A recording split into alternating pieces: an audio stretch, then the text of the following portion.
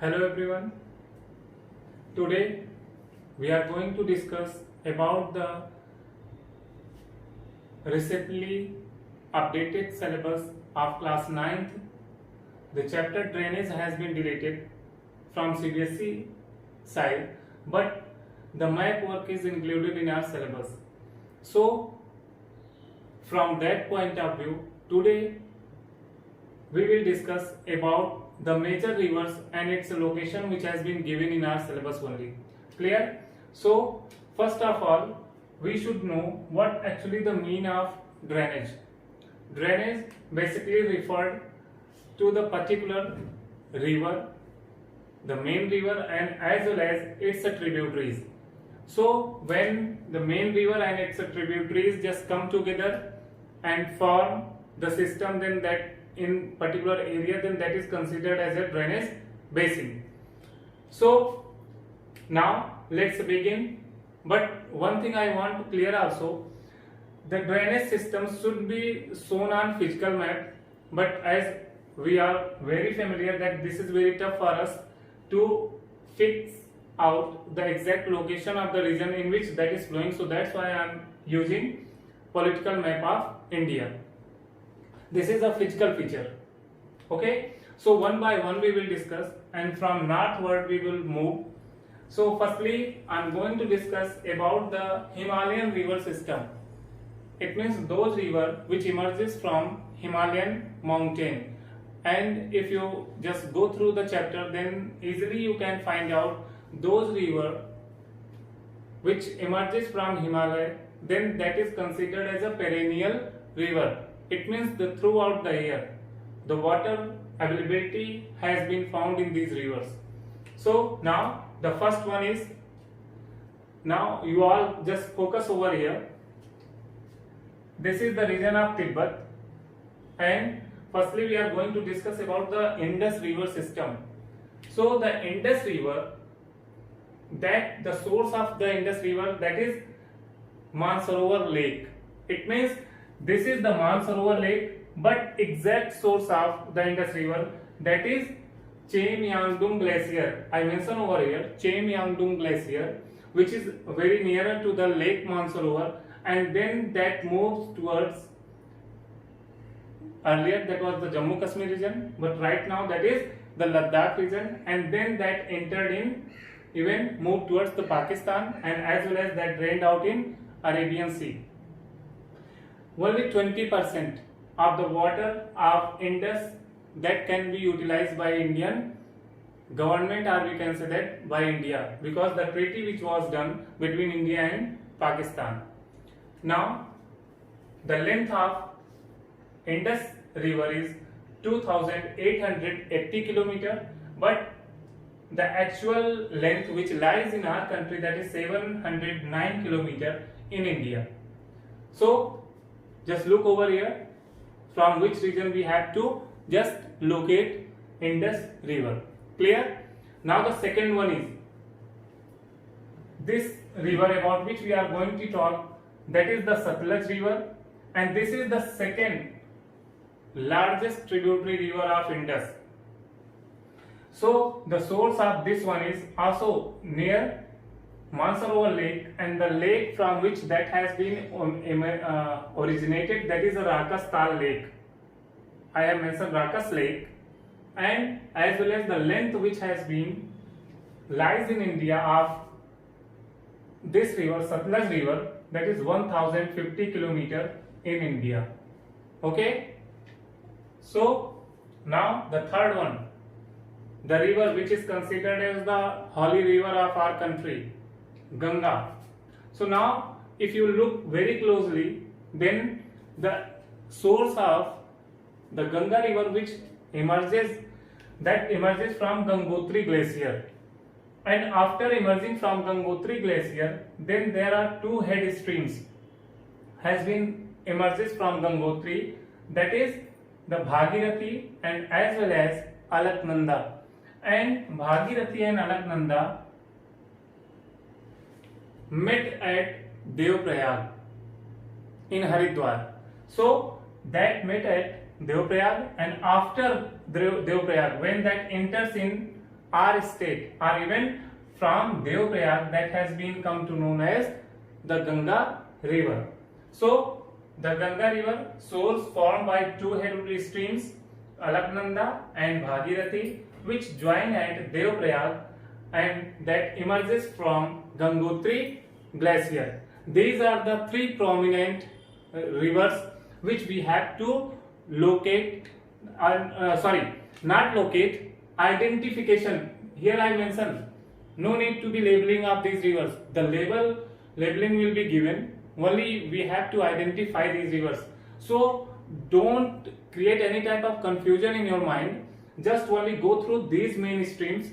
No need to talk about, and even no need to fill the different major tributaries of this river.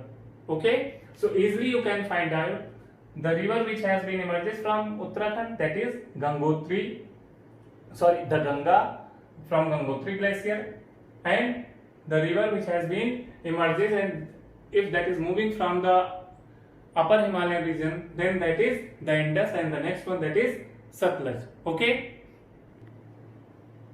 so after the Himalayan river system, now we are reaching towards the peninsular river system, and in that, what the rivers we have to identify, the several rivers I have mentioned over here. The first one, in those explanation, three rivers already has been explained. So now the fourth one, that is Narmada river. And Narmada, the source of the largest, firstly we should know, this is the largest peninsular river which flow towards westward.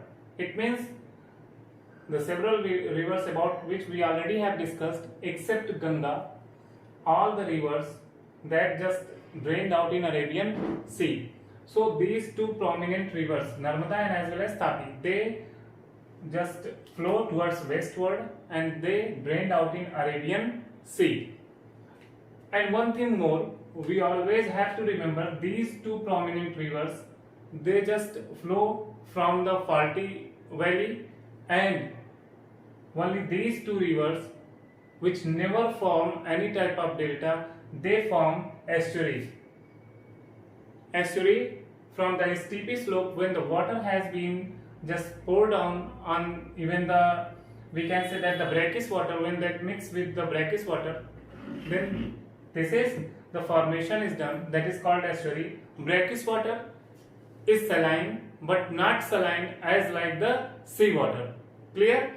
So this is Narmada river, and the source of Narmada river, that is Amarkantak hills, and then that flow towards westward as well as that reaches Maharashtra and Gujarat, and then that flow down in Arabian Sea. Now the length, that is 1213 kilometer. After that, the next river, the number has been given, number 5. This is the second largest west flowing river after Narmada, that is Tapi.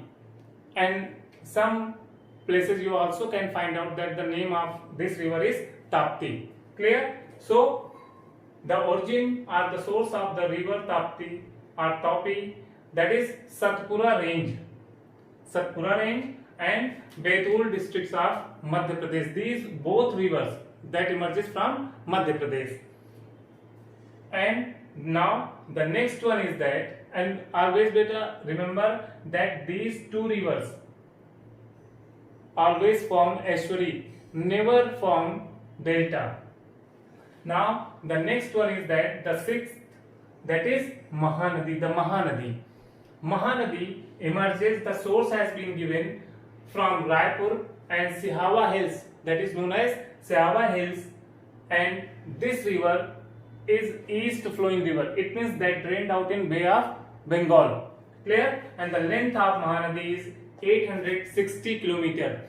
Mahanadi is also known as the sorrow of Odisha due to the cause of this particular term which has been used, sorrow of Odisha. The Hirakund dam has been constructed over it to just preventing the flood. Clear? Okay. Now the next peninsular river, and about which river we are going to talk, they are east flowing river. So the seventh one, that is Godavari, and the emergence of Godavari is from Nasik district of Maharashtra. And this river, the number has been denoted for this river, that is 7. This is the longest peninsular river which is flow towards the eastward, and that drained out in Bay of Bengal. And as well as this is the second longest river also after the Ganga in India, and this is also known as the Ganga of South. Clear? This is Godavari. Now the number 8 has been denoted to the Krishna river. Krishna river, this is the second largest east flowing river, and the emergence of the Krishna river has been found from the spring near Mahabaleshwar. Again, that is originated from where? From Maharashtra. And the length which has been covered by the Krishna, that is 1400 kilometer, and that just passes through Maharashtra, Karnataka, and as well as Andhra Pradesh and the part of Telangana, because Telangana newly formed state, so that passes from Telangana and as well as Andhra Pradesh, and at last that drained out in Bay of Bengal. And the last peninsular river which flow eastward and drained out in Bay of Bengal, that is the Kaveri river. And the source of Kaveri river is Brahmagiri range of Western Ghat. This is the part of the Western Ghat, and this is the source. Brahmagiri range of Western Ghat, Coorg district of Karnataka. It means it emerges in Karnataka state, and the length of this river is 760 kilometer. And the important point related to the Kaveri river, that the second biggest waterfall of India is established on Kaveri river, and the name of that waterfall is Sivasamudram. The name of the waterfall which is established on Kaveri river, the second biggest waterfall, that is Sivasamudram.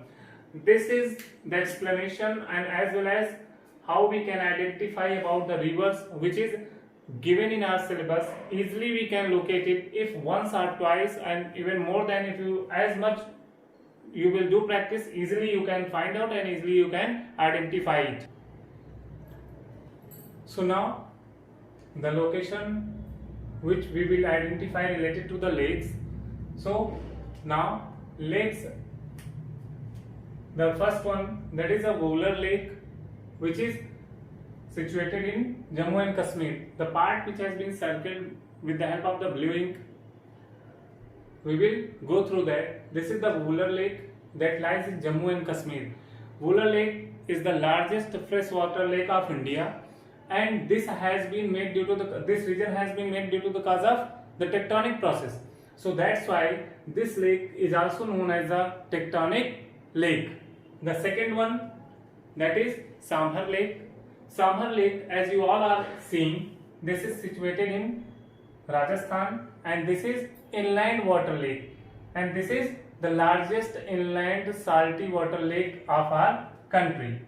The next one, that is a Chilka Lake, that is lagoon lake also, because with the help of the coral reefs that has been closed and that came into contact of the water body also, Bay of Bengal. So this is the largest salty water lake of our country, but not inland. Don't get confused. This is largest inland water salty lake, but this is the largest salty lake of our country. And the next one, the Pulicat Lake, this is in Andhra Pradesh, and this is also a lagoon lake. This is the second largest salty lake of India. Okay, and I hope so you all will be able to easily understand, easily identify the rivers about which we discussed, and as well as the lakes. Okay, so thank you, and I hope you all will be healthy and fine.